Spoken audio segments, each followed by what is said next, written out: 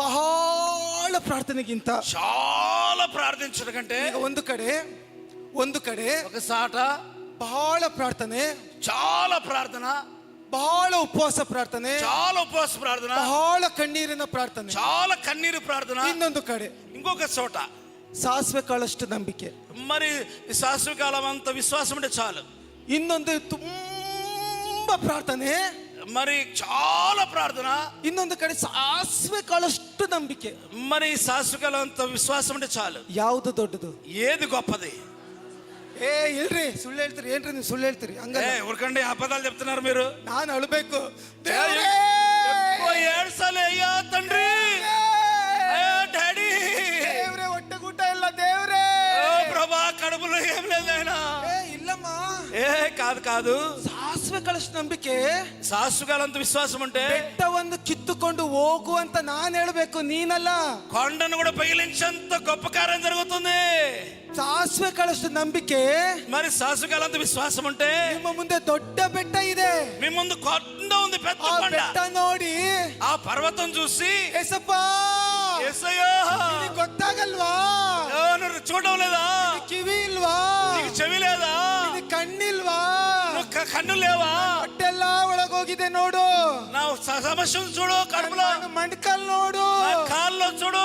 ಏಸಪ್ಪ యేసయ్యా, ಏಸು ಹೇಳ್ತಾರೆ, యేసయ్య అంటాడు ಸಾಸಿವೆ ಕಾಳಷ್ಟು ನಂಬಿಕೆ. శాశ్వకాలంత విశ్వాసం ఉంటే ಇಲ್ಲ ಏಸಪ್ಪ, కాదు తండ్రి, ಇಲ್ಲ ಕಣಮ್ಮ, అయ్యో కాదమ్మా, ಸಾಸಿವೆ ಕಾಳಷ್ಟು ನಂಬಿಕೆ. శాశ్వకాలంత విశ్వాసం ఉంటే ನೀವೇನ್ ಅನ್ಕೊಂತೀರ ಅಂದ್ರೆ, మీరేమనుకుంటారంటే ನಾನು ಪ್ರಾರ್ಥನೆ ಮಾಡಿದ್ರೆ నేను ప్రేయర్ చేస్తే ದೇವರು ಬಿಡಿಸ್ತಾನೆ ಅನ್ಕೊಂತೀರಿ. దేవుడు విడిపిస్తాడు అనుకుంటారు. ಆದ್ರೆ ಪವಿತ್ರಾತ್ಮನ ಏನ್ ಹೇಳ್ತಾನೆ ಅಂದ್ರೆ, పరిశుద్ధాత్ముడు ఏమంటాడంటే, ಯಾರನ್ನ ಕೂಗ್ತೀಯೋ ఎవరికి నువ్వు మొరపెడుతున్నావు? ನಿನ್ನಲ್ಲಿದ್ದೀನಿ, నేను లోపల నేను ఉన్నాను. ಹಂಗೆ ನೋಡ್ಬೇಡ.